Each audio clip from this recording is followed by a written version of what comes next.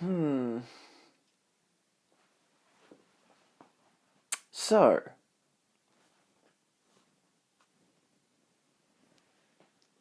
Karen Gillan. This is my brother's room. He doesn't know I'm in here because he's at work, which is great. But he also has a really poorly positioned poster because this is right next to his bed. But it's Doctor Who, because we're talking about Karen Gillan. So hello everyone and welcome to another episode, I guess. I don't know. Another installment of the Reviewing Actor series. In this episode, we'll be talking about, you guessed it, Karen Gillan. She's notable for her role as Amy or Amelia Pond in the TV series Doctor Who, the Stephen Moffat run for the most part. And she is also kind of notable for her performance as Nebula in the Guardians of the Galaxy series. Mainly because she's been in 4 films as that character, 2 of them being Avengers films, this being Infinity War and Endgame.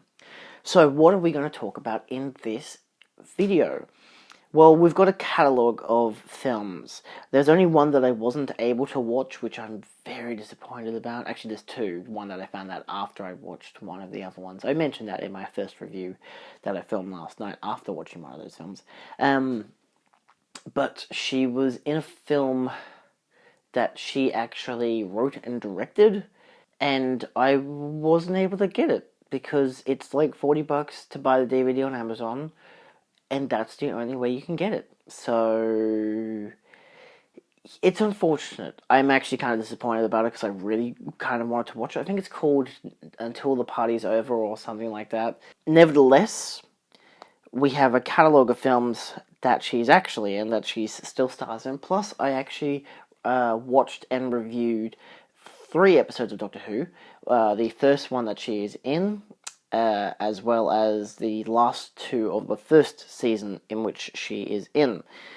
So our first review for today will be Not Another Happy Ending, followed by The Circle, which came out in 2017 with Emma Watson and Tom Hanks. Then we shall talk about Jumanji, Welcome to the Jungle, and its sequel, Jumanji, The Next Level, as well of course, Oculus, the horror film. We will also be talking about some films you may not have heard of. They're really independent, small budget stuff like that. She plays a robot in it. These are Guardians of the Galaxy and Guardians of the Galaxy Volume 2. I will briefly touch on Avengers Infinity War and Endgame, but really I don't think there's much to add. And they're already very big, clustered films, and I didn't think it really added much more to her filmography in terms of discussion, given that it's still just her playing the same character, and she's mostly just either angry or depressed in those 2 films. So, yeah, I'm focusing her character of those 2, Guardians of the Galaxy and Guardians of the Galaxy Volume 2. And then, of course, we have Doctor Who.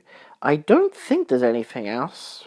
There's a bunch of films that she has been in, however, none of them I will be reviewing because it's really hard to watch a film that has Karen Gillan on it that has her in it for more than 5 minutes. Probably the shortest role so far in this catalogue is The Circle, which I very much regret watching, but it still gives you a distinct look at her talent for acting.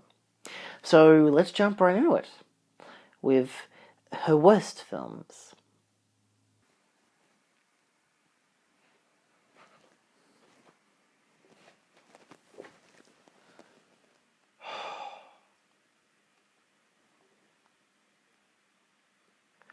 You know how sometimes there are films where you just you just hate that you've watched it? Yeah. It's kind of dumb title called Not Another Happy Ending. You know, the poster has Karen Gillan in this really hipsterous costume with 3 other people's faces, even though one of the persons who appears in Skins in the 5th and 6th season is only in the film for about 5 minutes, and yet is on the poster more than other characters who are more important to the story. This film is terrible. I've actually just finished watching it. I rented it on iTunes for 99 cents, Australian dollars, luckily. Oh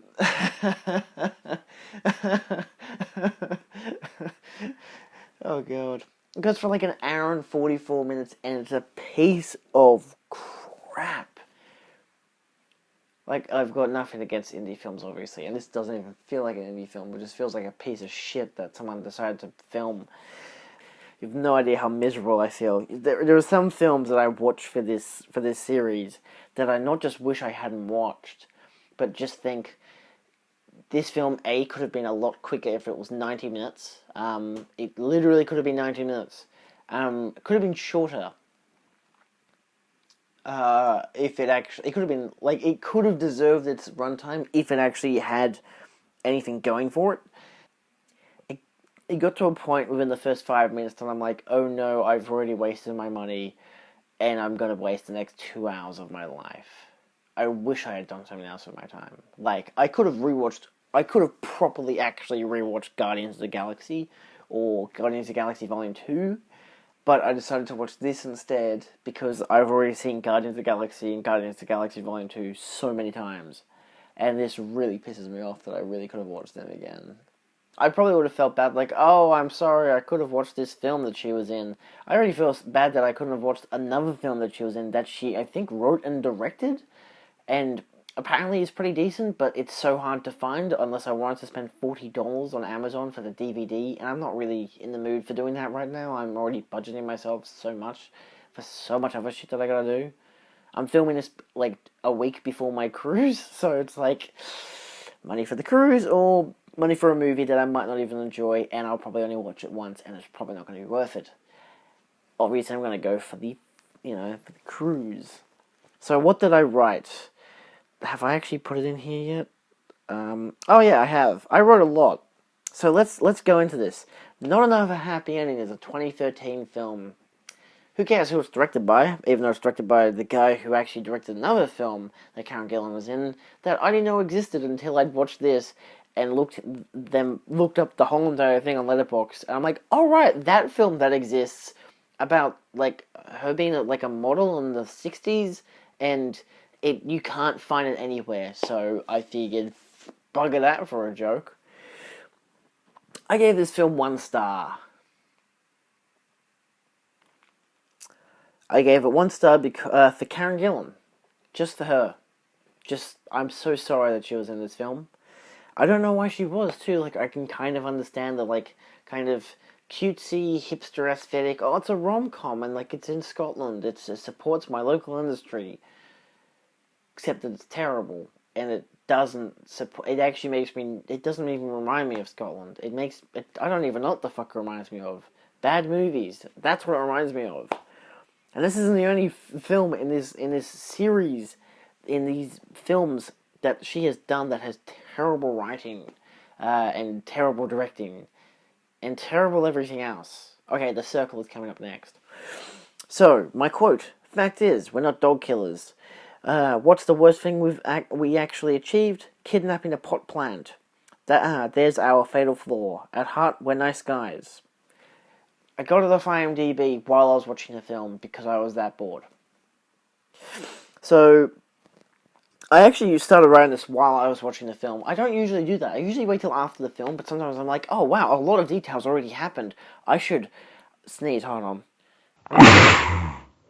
So much happened within the first 20 minutes, and I'm like, oh my god, I gotta start writing this down. So Karen Gillan plays Jane, who in the first 20 minutes gets her book accepted by a publisher after a brief 30 seconds of, damn, here is a bunch of letters saying that I didn't get it published. And then that one random one that tells you that she did, I guess, they kind of skim over it because she's suddenly at the publisher's office, and the publisher's a dick, and then she finds out that she actually got it published, and they're like, hey, yeah, no, we'll publish it, and then she's sad and crying, but she's apparently happy, and it turns out Karen Gillan might not be able to act in particular environments. It's possible that it's because of bad writing and bad directing. Like as if the writer was like, oh, it's a twist, she's actually happy. And the director forgot that, and then was like, oh shit, oh right, you're meant to be happy now. You read the script, I didn't, but you're meant to be happy now, Karen. Be happy. In the first 5 minutes, she gets rejected a bunch of times by letter, so not in person. Then she gets accepted, and she has a whole entire montage at the 5-minute mark, where they edit the book, and it's kind of cutesy, but they look like the hipsters in like in a cafe. It's like, oh, it's cute because they're kind of hipstery, but they're like 30, maybe. This is with a French publisher, and I got that this guy's a dick. He's the love interest, by the way, but he's a dick, and he's not like a dick who becomes a better person. He's just a dick. He kind of becomes a better person, but he really doesn't. He's a greedy ass dick, and they all are. There's only one good character in this whole entire film, and he's a teacher, and there is no reason for him to exist in this whole entire film. He does nothing. Except for nothing. He does nothing in the film. So, yeah, and then she becomes an accomplished award-winning novelist in the montage. So you're just watching it like, okay, what else is going to happen in this film? Because I knew it was about a woman who becomes a published author, and then there's some kind of cutesy romance, but then she chooses the wrong guy. But then, the rest of the movie details her attempt at a second novel when she gets writing block in the final chapter, and then her book protagonist becomes to life. It's really confusing. She gets writer's block. Suddenly, the main, like, because she at the award ceremony, the guy who gave her the award is a screenwriter, and they hook up afterwards, and apparently then they're in a relationship because that's how that works. And then she's trying to write the book while he's typing the screenplay adaptation of her first book, and then the main character of her current book comes to life, but doesn't do anything, and it's kind of like just a kind of satirical, but not really, it's just kind of like a comedic relief internal monologue, but not really. So while all this is happening, her French publisher poorly acts throughout the whole entire film, and I hate every moment that he's on screen. That has nothing to do with the plot, but he's a terrible actor. I'm going to throw his name under the bus. What is his name? Frenchman. It's got nothing to do with him being French. He's just a terrible actor. It could just be that he's like his native language is French, which makes a lot of sense, and then it turns out that he's bad at English, but I think he's just a bad actor. Stanley Weber. He's been in a lot of stuff, but in this case, he is a terrible actor in this film. Like, most of the characters in this film are terribly acted, but he is terrible. I'm not even reviewing her performance yet. The film, which discusses the creative mind and power of writing, is in fact poorly written, directed, and acted, which is kind of ironic.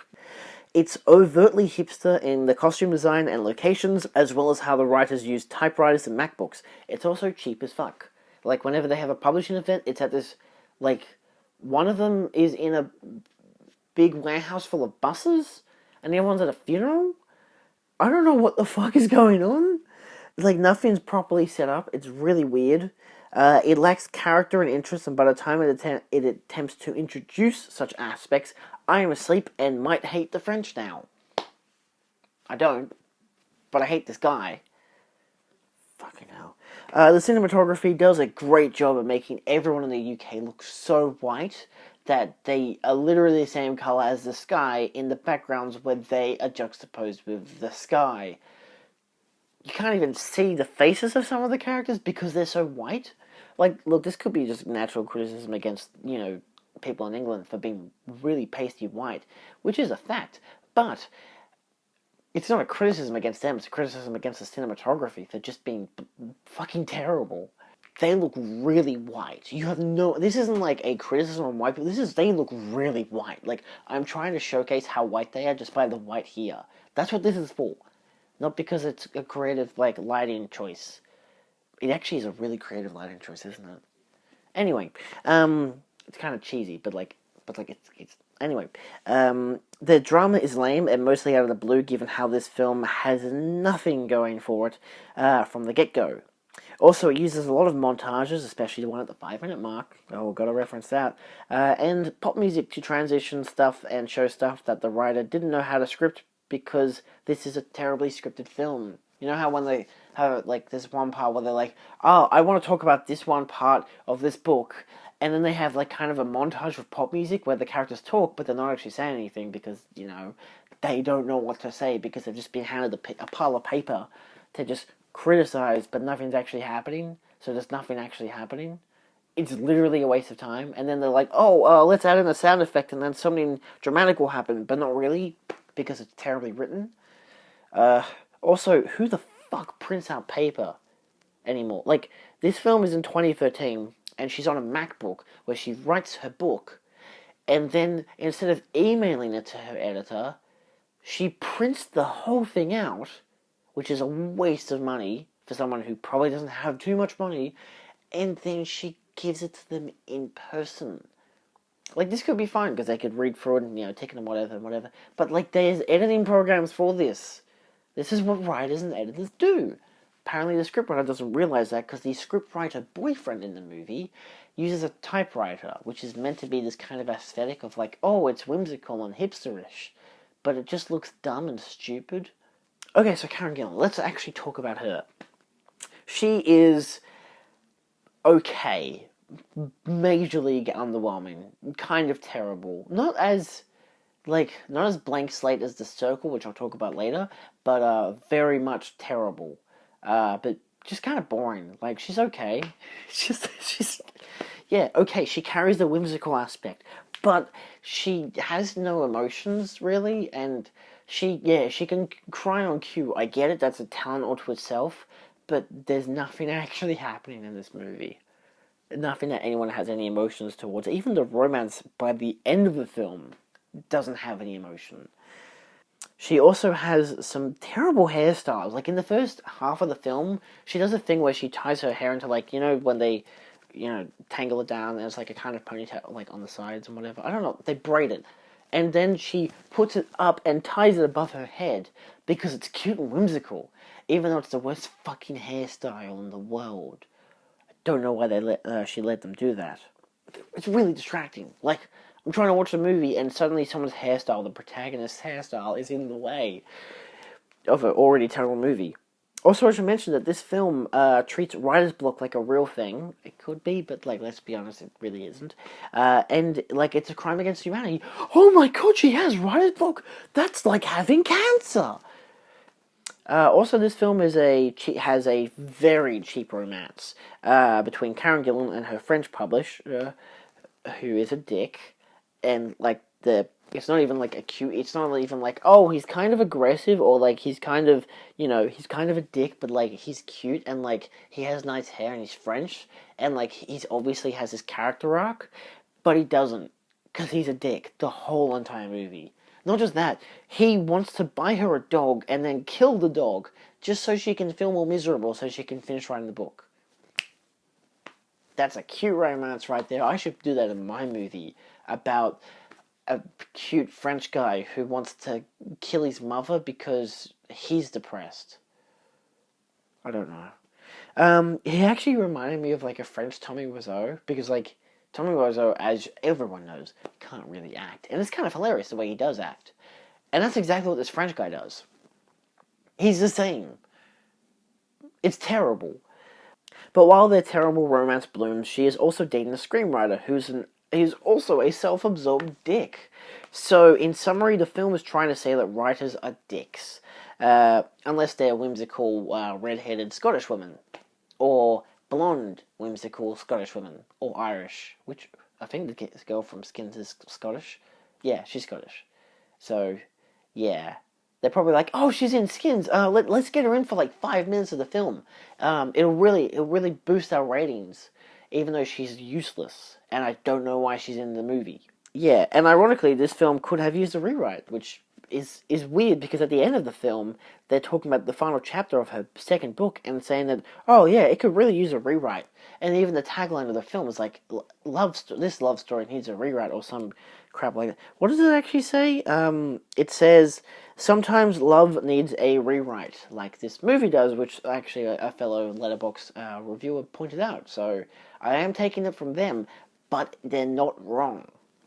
Also, they kill the French guy. They literally kill him off. He just drops dead in like the last 5 minutes of the movie.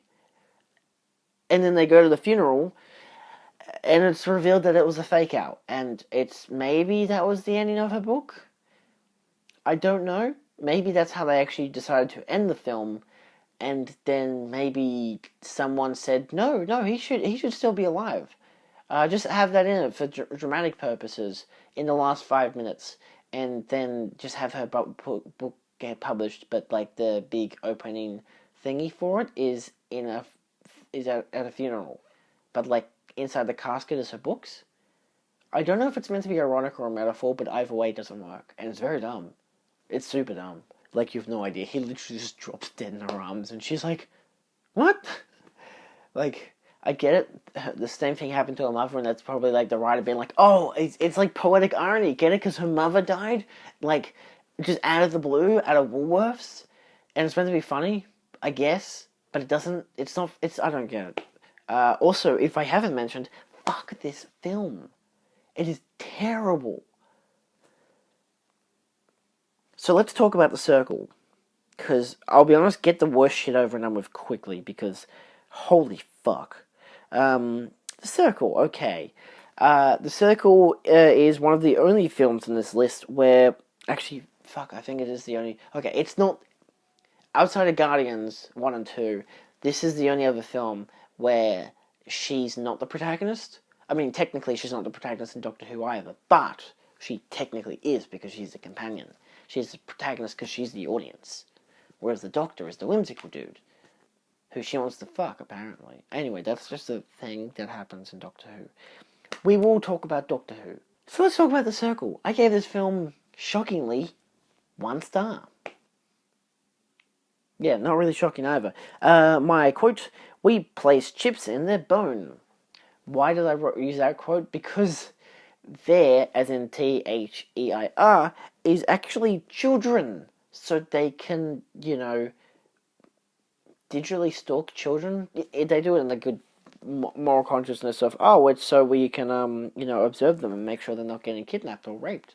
But it's also like, I'm sorry, what? You put chips in children?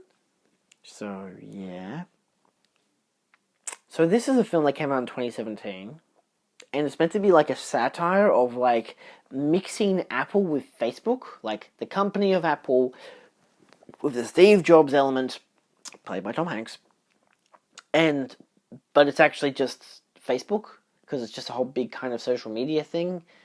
They don't really explicitly say what it is. It's pretty much just a gigantic corporation that data mines, and is like, we don't need privacy. Privacy's bad. Privacy is lies. We need to have truth, so that means we need to have no privacy. And I don't know what exactly they're trying to do. Like, there's no real evil thing outside of no privacy for anyone, which is already bad enough as it is. But I don't really understand what this film is trying to go for either. It's very confusing and very dumb. This is one of those films where it's like, oh, it's like a 1984 Orwellian thing, but instead of a totalitarian government controlling you, it's Facebook. And it's really bad. Have you seen The Social Network? That's a really good film. This film isn't. The Circle is terrible. You should not watch The Circle. So what have I written? That's right. This film is a satire, but it's just a dumb one. Like, really dumb. So dumb that it doesn't even know it's a satire. In fact, it thinks it is a fully fledged, 100% legitimate, serious movie, and that's why it has Emma Watson in the lead. Oh, she's serious because she stands for political stuff, I think. I don't really care. She did Harry Potter, and that was like all that she was good in. This is Emma Watson's film. This isn't Emma Watson's video, though. It's my video about Karen Gillan. Also, it turns out Emma Watson can be a fucking terrible actor, because she's terrible in this film. But we're not talking about her, either. This is going to be like, let's talk about other bad actors instead of the main actor that we're reviewing.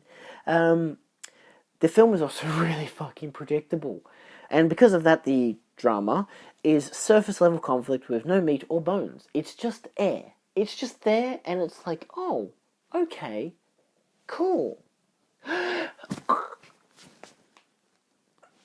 It's just that. That's how good Emma Watson's acting is. That's my demonstration for you. Also, the acting is quite bad. Oh, whoa, what a tie-in that I didn't even realize I'd written. Also, this movie is smart because it's commentary. Commentary means smart because I watched The Social Network. That's a commentary. It's smart. Just like Idiocracy. That's a commentary. It's smart. That's why The Circle is a commentary, because it's also smart. If it's commentary, that means it's smart. I'm trying to say The Circle's a terrible film, but the other two films I previously mentioned are really fucking good. Arguably masterpieces. Probably not Idiocracy. It's a bit too dumb for me. Like I get it, it's satire, but like, not exactly up my alley, but I still like it nevertheless. The Social Network, on the other hand, is fucking terrific. Commentary. Hey, I get it, it's a commentary. So I honestly don't know what this piece of crap was aiming for, but, it didn't just miss the ball. The ball is actually a construct of society, so technically it doesn't exist. Like gender, it doesn't exist. It's a construct of society. Fuck our fucking generation. Oh my god. Alright, so Karen Gillan plays Annie, a close friend of the protagonist who gets her employed at The Circle, which is a satire of Apple/Facebook. But they record and film everything. She plays an overworked higher-up who is consistently positive, but once Emma Watson becomes mega famous for gluing the camera to her head, Annie's character takes a turn for the worst. Drama. Dun dun dun! But not really, because she's really sidelined. Like, she's there at the start, and she's really positive, and she's like, you can do it, we're gonna do this, and this is what the company is, and it's amazing, we love the company is great, it is amazing, it's the best thing that has ever happened to anyone, it is the best. But then, 50 minutes, 60, maybe an hour later, yeah, probably an hour later, because, it's the 40-minute mark that this movie starts to really... I mean, it was already steadily going down, but then it just fucking jumps off a cliff.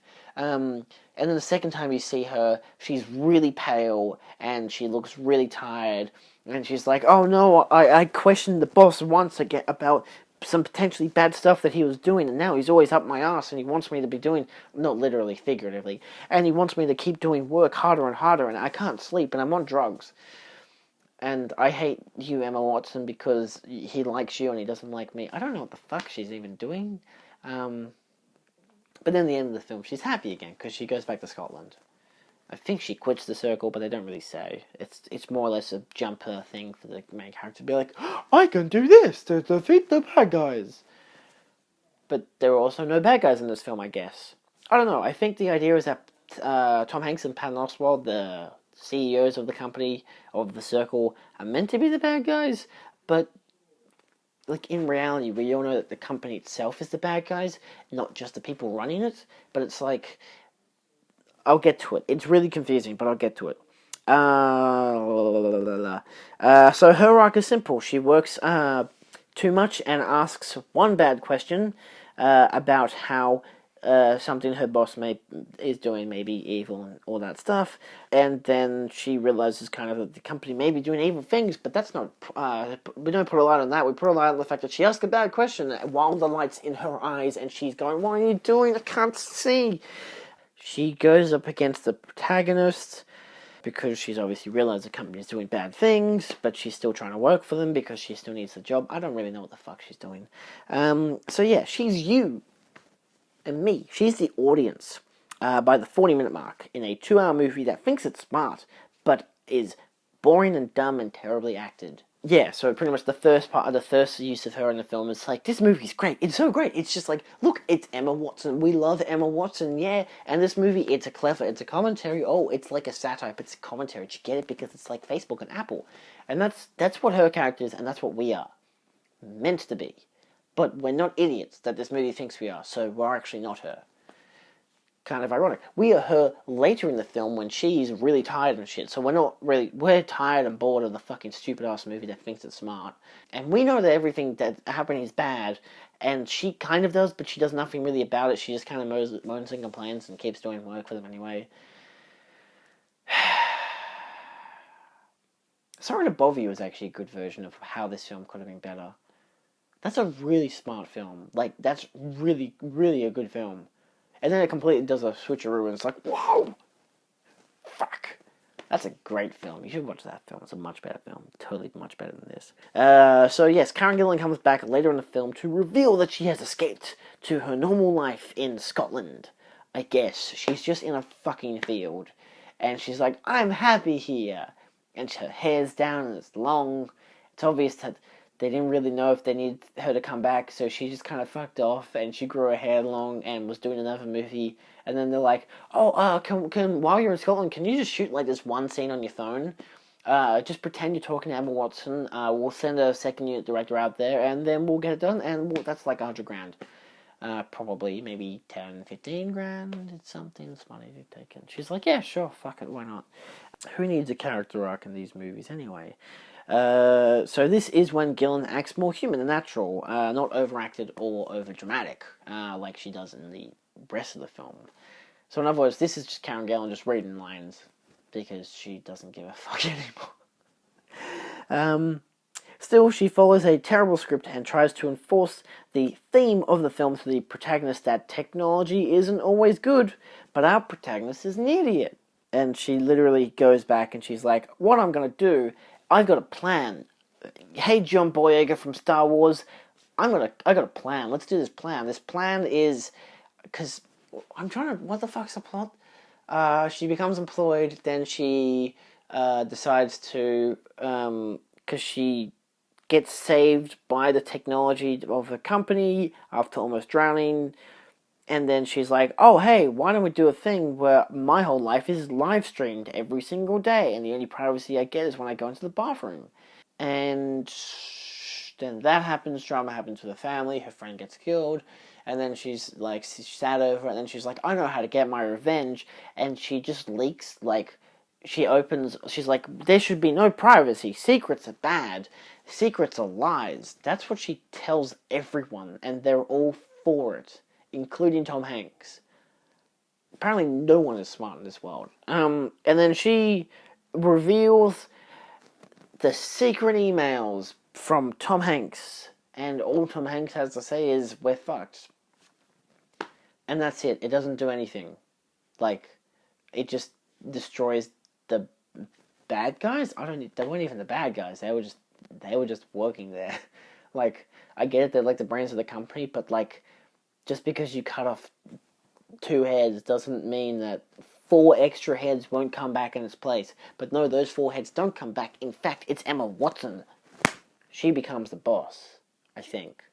They don't really explain it. It's weird. And then she's on a boat, and now she's like, we don't need privacy at all. And now everyone's watching everything. And she wins. And John Boyega loses. And humanity and society lose. I don't really know what the fuck this film's trying to say. It's meant to be this kind of Black Mirror episode. Like, a friend of mine said, it was like, wow, that sounds a lot like what could be a good Black Mirror episode. I'm like, yeah. If this film wasn't 2 hours long and sucked shit, if it didn't suck shit, and it was actually really well written, it could have been a good 45 to hour long minute Black Mirror episode. Like, from her drowning, almost drowning, and then she is able to film everything, and then she does all that. That would have been a great, like, the second half of this movie could have been a really good Black Mirror episode. The rest of it's fucking terrible. I mean, the whole film's terrible, what am I saying? So Karen Gillan is just a showcase of the audience during all 3 acts of the film. Positive that this could be something good because of the cast and principal idea. Of course, that being, oh, it's good, it's a happy place, everyone loves it here, it's great. See, that's a contrast there. Tired, still stage 2. Tired because this is actually a boring and very dumb film, and that's of course when she's tired and she thinks that whatever. And finally, relieved that the real world exists and we can collectively forget this film exists.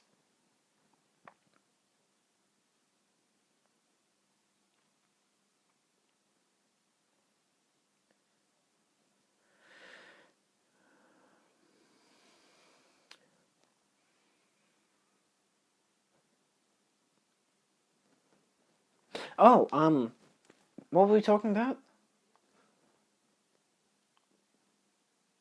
I should turn off my laptop. What were we talking about?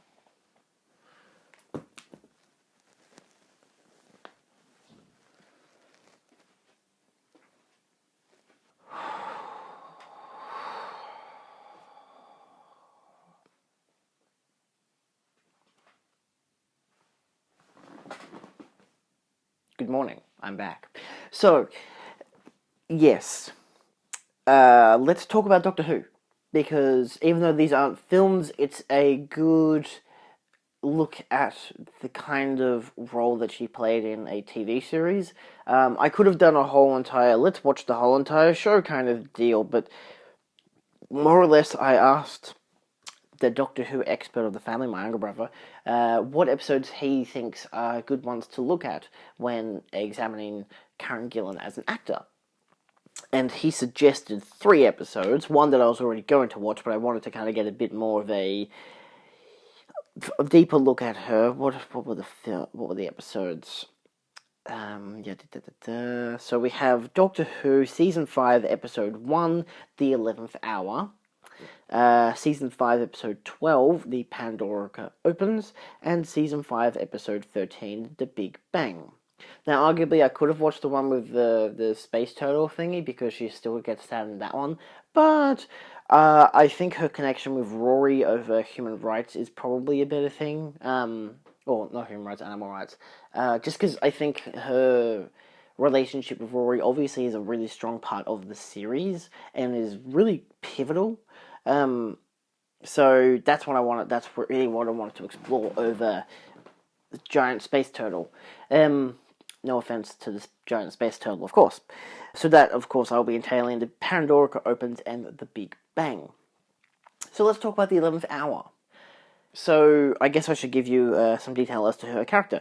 Karen Gillan plays Amy Pond, a girl who the Doctor runs into briefly as a child, when she is named Amelia Pond.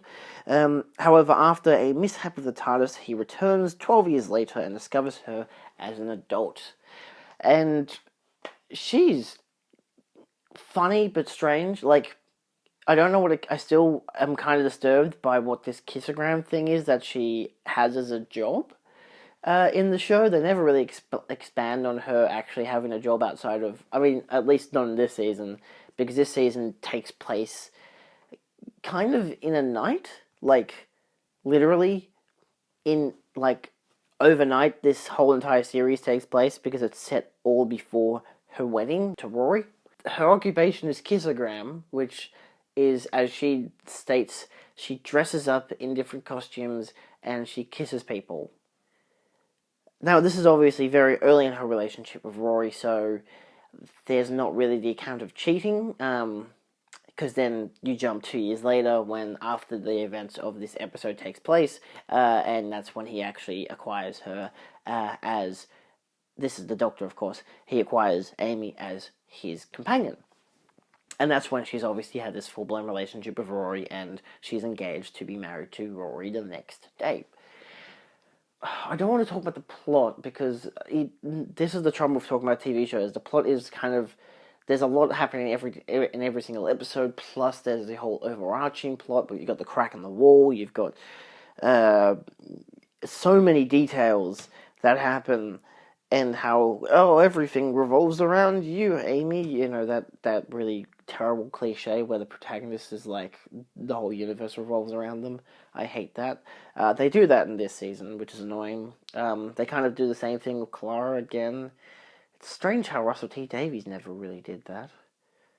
Anyway, I mean, like, kind of, except for the first season of the Bad Wolf thing, but that was less on the nose. That was more of a mystery. This is just, it's all about Amy! So criticism of the writing aside, I do like the show. I've always loved Doctor Who. I don't watch it anymore. I gave up maybe 2-3 years ago, in, like, Capaldi's final season, I think. I watched it. I watched his last episode, and then I attempted to watch the next season with Chibnall running it, and I just didn't really care much for it, and I had better things to do, so I decided to not watch Doctor Who anymore. So what can I say about her performance? as a whole. Let's kind of look at the actual 3 episodes. So the first episode, you got the Prisoner Zero's escaped, and they need to stop Prisoner Zero, yada yada yada. Then you jump to the end of the season where the Doctor is going to get trapped in the Pandorica by all of his enemies because they think that because of the cracks in time, they're eating up all of time and history and whatever the fuck, that if we trap the Doctor, they'll be able to stop it. They'll be able to save the universe, which of course is the dumbest idea since sliced bread. And then the next episode, and then the next episode is just kind of also a mess. It's really hard to describe the plot of these episodes because sometimes they can be really messy.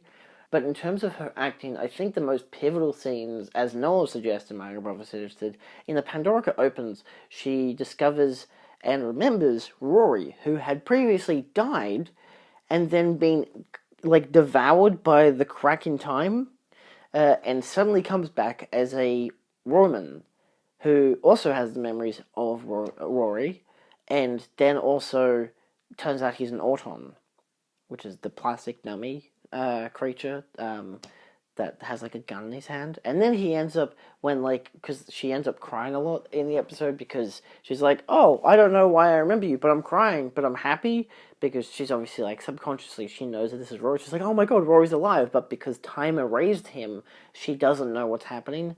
And then, of course, she remembers him, and then he kills her, because drama.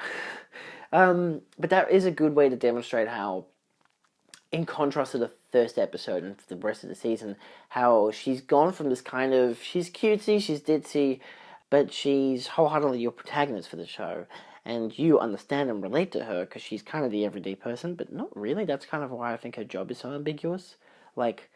Rose was, worked at a shop, that was it. They've had very ambiguous jobs throughout the whole entire runtime. Donna was, the only one who had a job, and that's because it was essential to the plot of the one episode she was in. And then the series that she was in, because she was a temp. But again, it's generic roles, so that everyone can kind of get behind it. And so the same thing goes for Karen Gillan, whereas Rory, of course, is a nurse who then later becomes a doctor, which they kind of make a joke out of. Oh, I'm the doctor too, but you're a doctor, but I'm a doctor too. Smart writing. I don't know what to say about her performance much. She's definitely interesting. I've definitely always enjoyed her as the companion. She's probably one of my favorites. Not talking about the Russell T Davies series, but talking about specifically the Moffat design, I'd say that she's probably my favorite companion. Clara was pretty fun to begin with, and was definitely a breath of fresh air after you had so many seasons of Amy and Rory, because it suddenly didn't just become about Amy, it was also now about Amy and Rory, and then it's suddenly about Amy and Rory and River, and then suddenly you realize that there's a whole entire family living aboard the TARDIS, and it's some kind of 70s fucking sitcom. It's the Brady Bunch, but with time travel. And it's kind of weird. She's totally fine. I think she's a good companion. It's definitely a good breakout role for her, especially because Doctor Who is huge, especially in England. But then they end up bringing the show in the next 2 seasons to America more. So then if America's first companion is Amy Pond, played by Karen Gillan. And that's why I think that of all the companions of the show, by this stage, it was Karen Gillan who really broke out in America, and I think that really helped her with Doctor Who. So it definitely helped her career a lot. It definitely for the film Oculus, because that's what Mike Flanagan saw her in Doctor Who, and he's like, I want her to be in my film. And it was good. I think she's definitely does very good as the Doctor, as the Doctor's companion. She has a tiny bit of sex appeal, which if that's your kind of interest point, then she has it. But they kind of dismiss it really quickly at the same time. It happens at the end of the not the Weeping Angel episode. I can't remember which episode it was. Which really, and I'm very sure it was the Weeping Angel episode. I don't know. One of the episodes they get back and she's gonna get married in the morning or whatever to Rory, and that's when the Doctor finds out, and she's like, oh, but I've still got till tomorrow. Anything can happen. She tries making out with the Doctor and stuff. So that's fun. But that's the only time in the whole entire show they really do that. The only other sexy moment she probably has is when she's with Rory, which makes sense because that's her husband. Becomes her husband. if you want a good TV show to look at with her in it, I definitely suggest Doctor Who. It's still quite kid-oriented, but some episodes are really well written, and some are really well directed as well. There's also one called Amy's Choice, which focuses on her having the choice of being with the Doctor or being with Rory, which of course kind of emphasizes her entire arc in the third season of, does she want to kind of be this, in this kid-like fantastical world of the Doctor, who, after, he introduced himself to her as a kid, she, imagined him as the Raggedy Man and had all these adventures, and, he's enforcing, like, oh, you can still have this kid-like nature, you should never grow up and all that kind of stuff, which isn't exactly the best message, but they kind of, like, answer that by the end of the season when she gets married, and then she still decides that her whimsical, creative man is still around and he still exists. So she kind of wills the Doctor back into existence after he gets erased by time, which also doesn't make any sense. Yeah. The narrative of this season is really weird. Very confusing. Actually, to be fair, most of Moffat's seasons are really confusing in terms of writing. I don't know what the fuck happens for the most of it. Even in her final episode, which is The Angels Take Manhattan, it's sad to see them go. This is Rory and Amy, because, Rory gets taken by the Angel back in time, the last one that's the straggler Angel, and then Amy decides, I'm going to stay with him because I've grown up and I can't live without him, especially after having lost him so many times, so she leaves. And there are definitely some really great episodes that really demonstrate Karen Gillan's performance. The first one definitely does. There were episodes later in the first season, of course, like I mentioned, the Pandora opens, where she does have some very powerful scenes. There's the Amy's Choice one, which is a good episode, but I think there's one that comes about 2 seasons later, where there's like an older version of her that's kind of been trapped on a spaceship, and, this is now kind of like Amy's Choice, but from Rory's perspective kind of thing, but we're still seeing, like, 2 different versions of Karen Gillan, like, as Amy, like her young, normal self that we're used to, and then an older version of herself who's, like, lived through all this loss and trauma. And it's probably, I'd say, that was maybe her most standout episode as Amy, like, to the point that I still remember most of the episode, even though I haven't seen it since probably the first time I ever watched it. So yeah, I definitely recommend watching Doctor Who. I really recommend actually starting from the start with, like, Christopher Eccleston start with Russell T Davies. But I do think that if you want to watch Karen Gillan in TV, she's definitely quite good as Amy Pond. So let's talk about Jumanji: Welcome to the Jungle. This is a 2017 film. That is, of course, a sequel to Jumanji from 1995? 96? 95, I think it was. My quote, of course, this is like my dream and my nightmare at once. That is actually a quote from Karen Gillan. Oh, it's the light is bouncing. I thought there was a bug there, but it's actually the light bouncing off my screen. I don't go outside much. So, she plays the badass Ruby Roundhouse, killer of men, persona/character, but nicely presents the awkwardness of her real-life counterpart, aka Martha. So, of course, in the film, you have your human characters who play the video game version of Jumanji. And they get transported into the game, and they become their avatars. That being, like Dwayne Johnson, Kevin Hart, Jack Black, and of course Karen Gillan, who is Ruby Roundhouse, the killer of men. Her real life character is Martha. So Martha is playing with the avatar of Karen Gillan's Ruby Roundhouse, because that isn't confusing enough as it is. It kind of isn't. They explain it pretty well in the film, as well as if you have played video games, it also makes it really obvious. So there's that.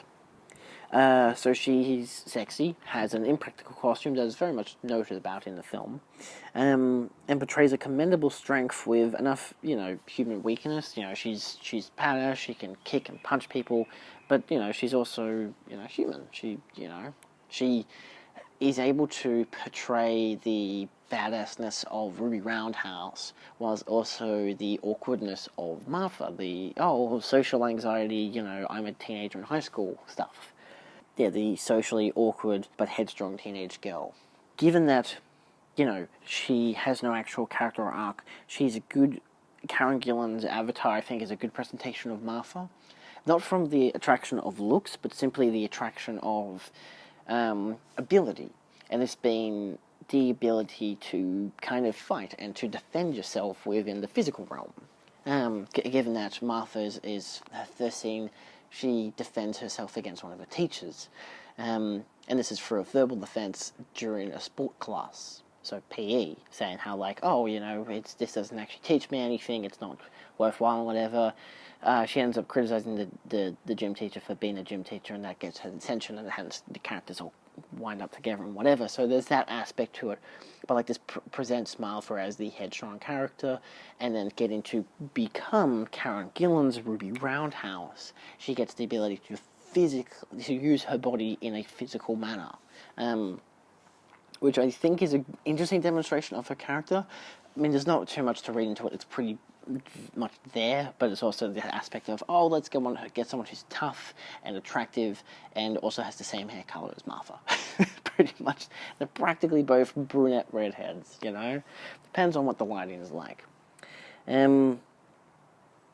So yes, the way that she portrays herself as an extension of Martha makes this kind of technicality of her not actually having an arc and having a character pretty much null and void, because she is a representation of someone else. She's an extension of someone else. So you understand that pretty much Ruby Roundhouse and her are one and the same in terms of character, and I think that's really well done in the film, because it allows Karen Gillan to portray the mindset of the socially awkward teenage girl, whilst also portraying the, boldness of, the killer of men. So it's a good dichotomy that I think Karen Gillan pulls off quite well. The film, what do I have to say about the film? It's a good and fun extension of the two previous films, this being Jumanji and Zathura. It has a fun cast and fun uses of action and comedy.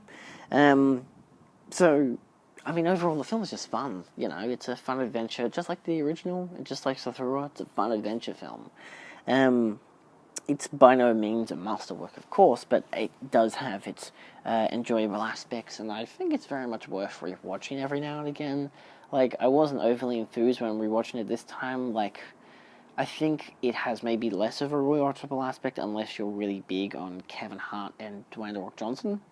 And maybe Jack Black, but given that Jack Black isn't playing himself, he's playing an actual other character, much like Karen Gillan is, that gives it a bit of a differentiation, whereas Kevin Hart and The Rock are just playing more or less themselves, in a way. I mean, The Rock still has enough of a dichotomy with the socially anxious, teenage, nerdy kid in the body of The Rock, but Kevin Hart is just Kevin Hart, Whereas in the original, of course, you just had Robin Williams, and that was more or less enough to sell you on how amazing the film is.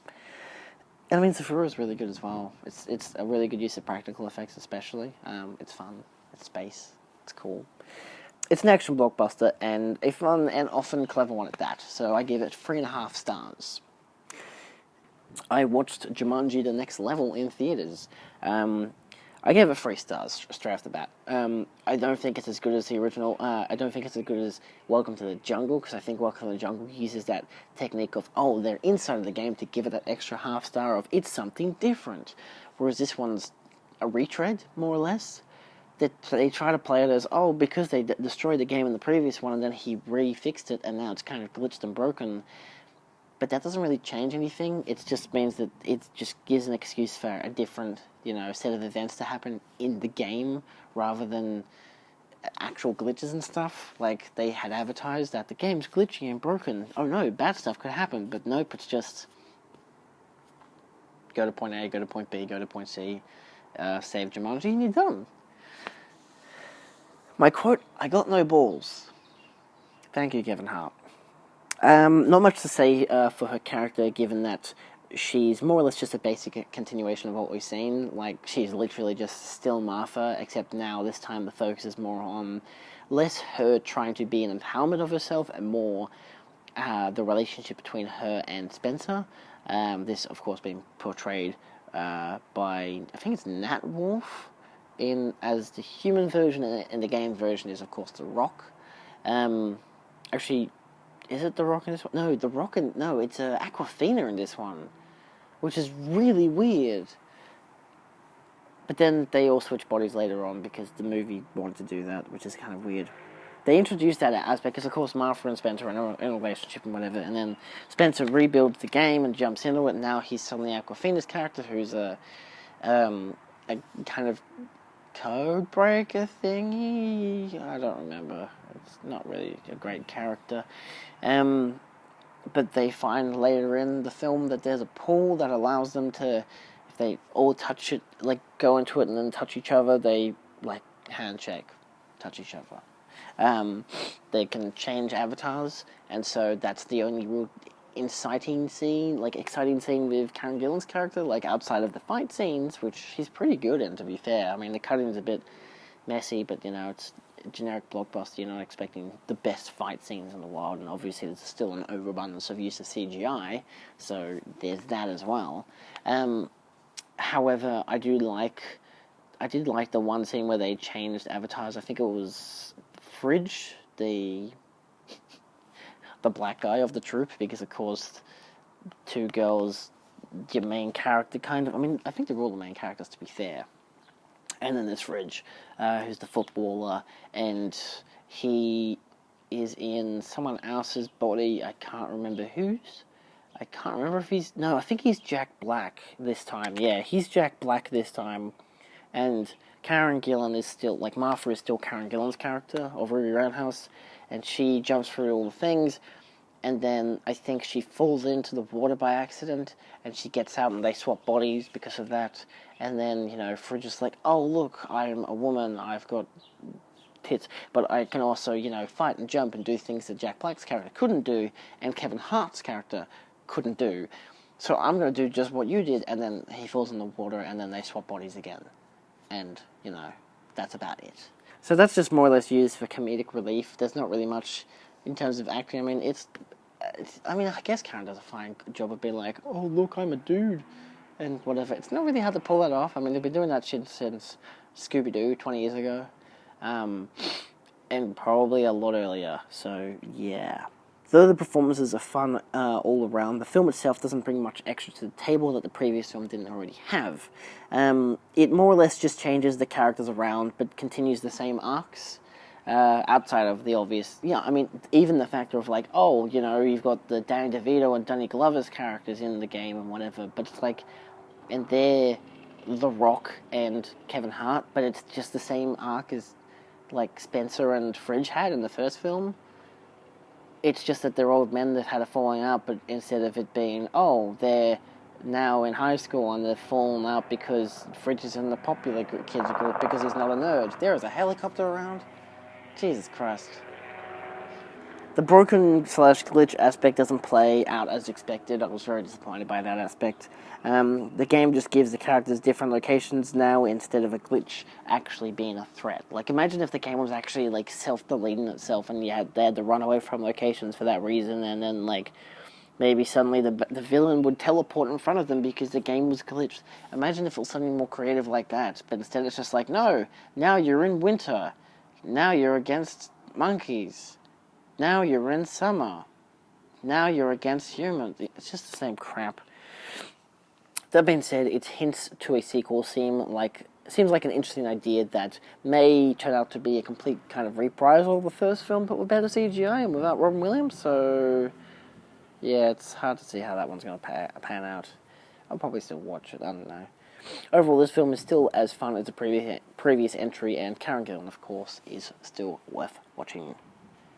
My feet are very hot right now. So, let's talk about Oculus. Oculus is a 2013 film written and directed and edited by Mike Flanagan. He's notable for Haunting of Hill House, Gerald's Game, and I think he did another one, but I can't remember what it was called. But he definitely did Doctor Sleep. So he definitely has a good line of filmography under his belt, Oculus being one of them and being one of the early ones. He's who I mentioned had watched Karen Gillan in Doctor Who and decided to cast her in this film, this being her first American role. First up, I gave this film 3.5 stars. My quote, "I've met my demons, and there are many. I have seen the devil, and he is me." So Mike Flanagan definitely has tropes that continue throughout all of his works, and they are very apparent here, which kind of makes his film more exciting, even though you can tell, given how early this film is in his filmography, that he has some ways to go before becoming, of course, what he is today. But of course, we're not here to talk about him, we're here to talk about the film and Karen Gillan. Overall, the film has a weak first act, but once the haunting gets juicy and tense, and it then becomes very well directed and edited and really fun. The first third-ish of the film suffers from... It has to set up the whole entire film and how they get to the house, and then why all the haunting starts happening. But before all of that, before they get to the house and before all the cameras are set up, you have some bad acting and some cheap-ass jump scares, which doesn't really work. And it kind of is a bit of a turn-off until you start getting into the good stuff, which is annoying. But, you know, some things just... You have to get through some things in some films before you can get to the good stuff, you know? So Karen Gillan plays Kaylee Russell, who, after reobtaining a possibly haunted mirror, enlists her recently released brother to help her destroy it. He's been recently released from a psych ward. The opening third of the film is weak and pretty meh performances all around, with no tension, just cheap jump scares. But once the film really gets going, you can tell that it's a Mike Flanagan film. The performances from the leads and their kid counterparts, which, yes, there are child actors in this movie, are very convincing and really amplify the tension. Flanagan's really good at doing that, where he will have, just like in The Haunting of Hill House, and kind of even in Doctor Sleep, he'll have elements where there'll be child actor versions of our main characters, and so you get to see what happens to them, and it's usually in conjunction with or relates to what's happening to the main characters in present day. So it kind of amplifies the terror and the horror because you're seeing it happen to kids, then you're seeing it happens to adults. But when it happens to the adults, it's a lot more... It can often be a lot more disturbing because it's not... For the kids, it's happening to their parents and they're kind of watching it, but then the parents are still going after them and stuff, so they're getting affected by it, but more or less not really, like they're not getting physically hurt and stuff like that. Whereas when they are adults, that's when the full effect of what happened to their parents happens to them. From the psychological delusions and everything, the mirror takes full possession of these characters' minds and really works that in its favor. So Gillan is obviously not great in the start of the film. No one is. And it sucks. Like, Gillan's trying to be... She has this demeanor of, like, I am better than you, but it's not like she's better than me or you, the audience. She's trying to think... She thinks that she's better than... Or she's acting like she thinks that she's better than the mirror, and that she can beat the mirror, which is fair enough, but it's just a bit too... I don't know, what's the word I wrote for it? Egotistical. So with this egotism that is not very cool-like, but when the mirror takes control of the situation and Karen Gillan's character of Kaylee realizes that, oh shit, this isn't gonna go the way I thought. And that's kind of when Gillan is allowed to kind of break out into more of... She's scared, but she's trying to stay strong, which she's good at doing, I think. Karen Gillan has shown that off in Doctor Who especially, where she can remain scared, but she can remain headstrong at the same time. Take, for example, in Doctor Who, the episodes of the Weeping Angels, in the first season that she's in, season 5. That gives you a good example of how, especially when she's not allowed to open her eyes, because if she does, she'll turn into a weeping angel herself, which is a great idea, but so weird. And so she has this overall fear, and she's entrusting the Doctor to help her out and to, be her savior. But she has to take the control for herself. And that's very similar to what Karen Gillan's character in Oculus has to do. So Gillan is able to really flesh out her character by giving a human fear to her performance, whilst trying to remain on top of the situation. She plays the character quite well from that point, and this is a good example of her acting talent. Given that this is her first American film, I think it's a good way to introduce her outside of Doctor Who to more modern audiences, but because it's still a horror film, you're still going to have limited audiences that are actually going to watch it. This isn't just a beautifully crafted horror film, but a good showcase of Karen Gillan's talent. So obviously I won't go further into the plot of what happens, because I don't want to give away any spoilers and whatever, because it's still really fun to watch and to see it all happen before your very eyes. And yeah, I think Karen Gillan's very good. She's very good at playing the psychologically tormented, she's good at playing headstrong, not really egotistical, it's not really her thing. Nevertheless, it's still fun to see her in this film. And I really suggest it. She's quite good in it. Okay, let's turn the fucking lights on. So we're back to the fun spot. This is the center of the room where I did my first reviews. It's weird to have a chair in here. So yeah, let's talk about Guardians of the Galaxy and Guardians of the Galaxy Volume 2. My review kind of correlates between the two films, but I'm pretty sure I've written it so I can correlate them both differently. So let's talk about Guardians of the Galaxy. This is a 2014 film, of course, written and directed by everyone's favourite Marvel auteur, James Gunn. I gave it 4 out of 5 stars. My quote, "I can't believe I'm taking orders from a hamster." So yes, Karen Gillan plays Nebula, the adopted daughter of Thanos, part Luthormoid and part cyborg. The two Guardians films follow her as she works for Ronan, kind of a lackey of Thanos, but more or less, Ronan has to do what Thanos tells him, and then Thanos will do something for Ronan in return. So that's in the first film, but in the second film, she jumps between people that she works with and works for, but we'll get into that later. There's not much to discuss about her character in relation to the plot of the first film. It's not really...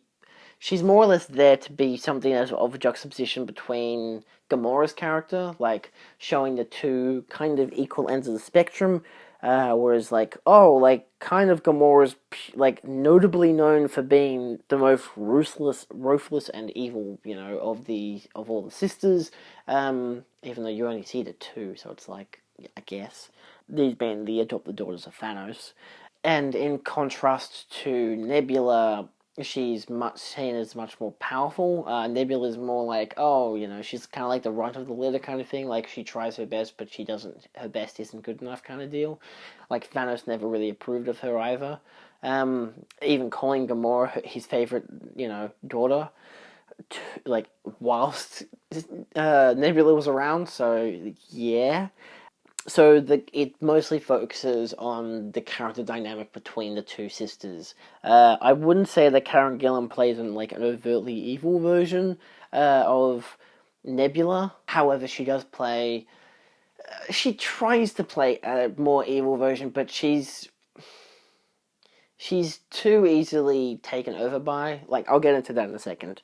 So she's a fierce character who has a more sympathetic side once you find about what she wants as a character. And this is more explored in the sequel. That being that, she and Gamora both equally want to just have... They want to be sisters. They don't want to have to fight anymore. They want to just be friends, to be sisters, to care for each other. The first film does allow Gillan to showcase a scary villainous side, especially when she's fighting Gamora. When she's by herself and she has to take control, she will do it. She can assert dominance. And Gillan really demonstrates that through the character, which I think is really cool. However, when she's either around Thanos or Ronan, she's very complicit and more or less is just there to obey orders. She kind of tries to have this almost like she tries to have this independent demeanor, not exactly a smart aleck or like egotistical thing. It's more of she can understand a situation when it's going down. She's very smart about that kind of stuff, but she also understands people, and she understands like the power that certain people have. So if she can't beat Ronan and she can't beat Thanos, then she won't attempt to. And I think that that's an interesting thing because Gamora kind of has that more fierce nature to herself, where she could try to take down Ronan and Thanos, but is waiting for like her opportunity to break out and do her own thing. Whereas Nebula kind of takes in stride that she still acts like she's independent, but she's not really independent unless she's actually by herself. Because, for the rest of the time, she's under the, hammer of someone else. She's also pretty good in the action scenes. It's not like it's like a one single take thing of like, oh, look at how good our stunt coordinator is to do all this, to get either the stunt double or to get Karen Gillan to do these great stunts. So I can't say that, but because it's obviously cut up a lot, I can't say that Karen Gillan actually did a lot of her own stunts, but it wouldn't surprise me if she had. She did shave her whole head, I should mention, because that's probably something that someone would mention in the comments. Did you know that she shaved her whole entire head bald for the role in Guardians? Yes, I do know that. Fun fact, yes. Even her final scene of the first film, she continues to show herself as a strong character even when escaping battle. She's about to fall off the ship. Gamora, reaches out her hand. She's like, I can help you. Come with us to stop Ronan and Thanos. And she's like, yeah, nah, piss off, sister. And she jumps. And she steals someone's ship and runs away. Simple as that. And then we get into Guardians of the Galaxy Volume 2, which I gave 4.5. Can't really show half because it's a stars out of 5. 4.5 out of 5 stars. I really like this film. It's my favorite of the Marvel films. Which isn't saying much. Because they're all pretty average films. But fun because they're blockbusters. So, Gillan returns in the sequel, and this is where her character gets the full development treatment that she deserves. Though she is still present in Avengers Infinity War and Endgame, she doesn't really have much of a character arc in those ones. In Infinity War, she's sad, I guess, when she finds out Gamora dies, spoiler, but outside of that, there's not much else to her. She's more of a quiet, humble type, but she can get angry and fight and be vicious, so she has that going for her. But in Guardians 2, she has more range, and I like that. So the film allows Gillan more range with her character. She is someone who starts in disgrace, having literally had to be saved by the Guardians from the Golden People, and she obviously isn't very happy about that. But she's obviously not happy about the fact that she was captured either, obviously. But then when the Guardians leave her behind with Rocket and Groot to go and explore Ego's planet, and then the Ravagers come by, she helps Taserface to stage a mutiny against Yondu. And yeah. But once Taserface is in control, Nebula gets the hell out of there because she doesn't care. She's able to take dominance over the situation and enjoys it. But then she, of course, takes a ship and goes off to see Gamora. And I think this next part is probably the most crucial part to her arc. When finding Gamora, they discuss their differences, and this is where they kind of admit to each other that they don't want to fight, they just want to remain as sisters. And it's really interesting. Outside of the, cool fight scene and whatever, she comes in with a ship shooting at her, screaming and whatever. What most people do in this film, these films anyway. However, I do like their confrontation. It's good to see them kind of finally bond, and it shows both of them enough of their own character. Like, it's pretty much solves their character arc until, of course, the next one where Gamora gets killed off.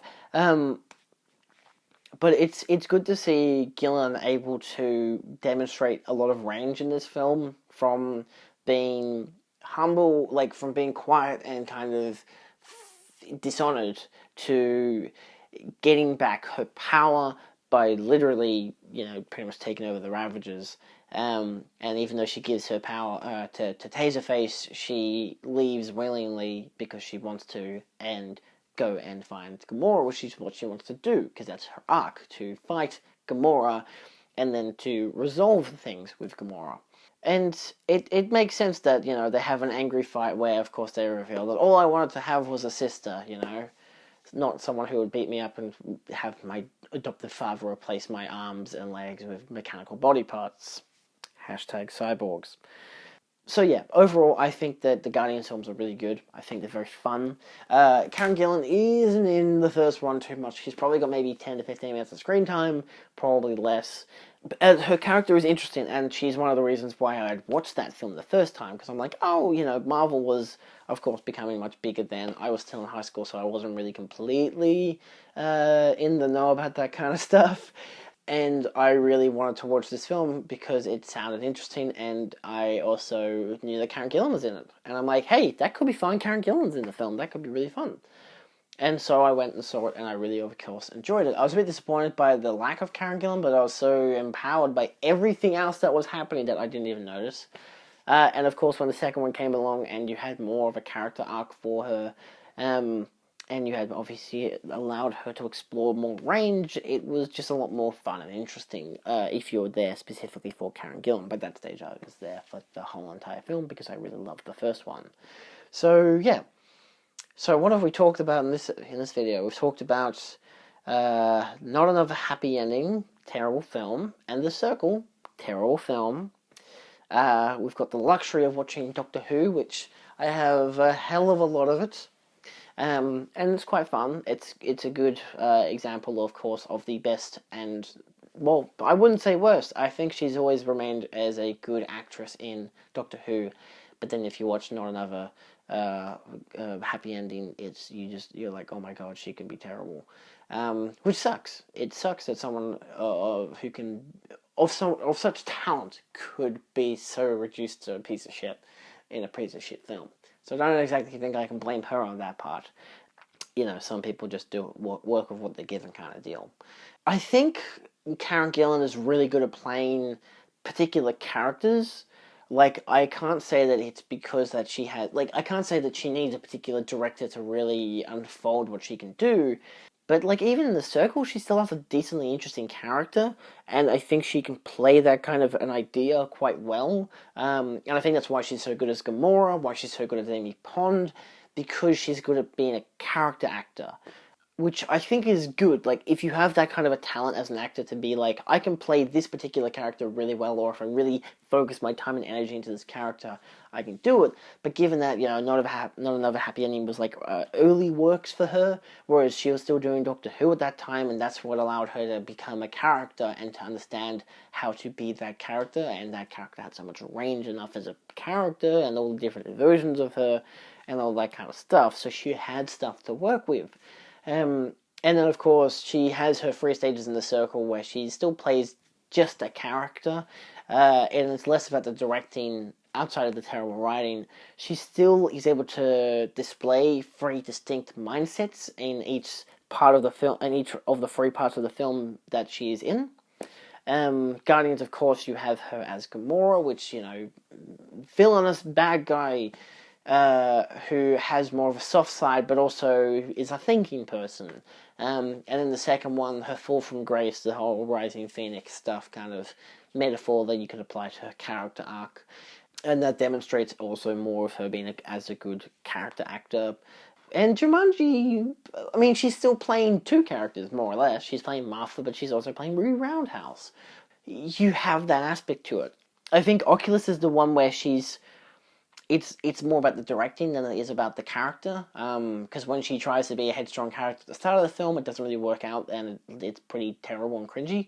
But then when it comes into complete influence of what the director and the writing is merging together with her character and all the rest of the story, it works out really well, and she's able to really become the character, but also really be influenced by the situation and what the director is obviously getting her to do. So like how she's been directed, how the writing is influencing the mindset and everything. It's really quite good.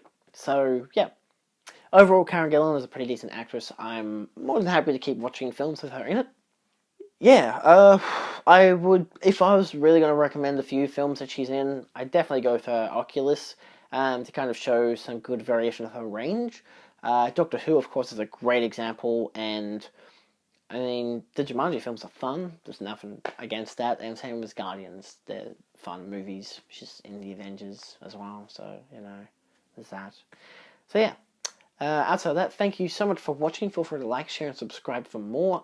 If you have someone to recommend as I'm more or less doing actresses, but I do an actor every now and again. You'd be surprised how little amount of views some of the actors get. So that's a bit disappointed. But at the same time, I've done Keanu Reeves and I've done Nicolas Cage and Johnny Depp. Johnny Depp being the least of the views. Whereas for actresses, I've done people like Cara Delevingne, Dakota Johnson, Masami Nagasawa, Lily James, Taylor Swift. Yeah, I did Taylor Swift. That's kind of weird. So there's a good variety there to watch. So obviously there's a playlist somewhere on screen eventually, so you'll be able to check that out. My next planned actor to do is a two-parter on Scarlett Johansson, covering in the first video her early works, which is more or less from like the late 90s into the to about 2010, maybe just a bit over 2010, maybe to 2013.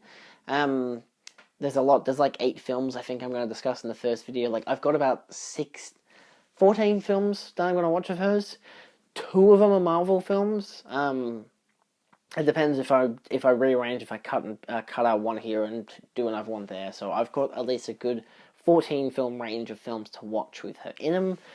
Some of them being quite recent, because the second video, which will come out after Black Widow, is released, will involve my review for Black Widow as well as Captain America: Civil War, because I think that will give enough difference in her character as Black Widow, because I don't really want to be consistently doing Marvel films where she plays Black Widow, because if she's just doing the same goddamn thing over and over and over again, there's no point. I think she's most distinct in Winter Soldier, and will probably be more distinct in her own solo movie. So that will come out after her solo movie has been released. And the first one will come out before the solo movie is released. So that won't involve any Marvel stuff, if that's what you're interested in. So yeah, thanks for watching. See you next time. Adios.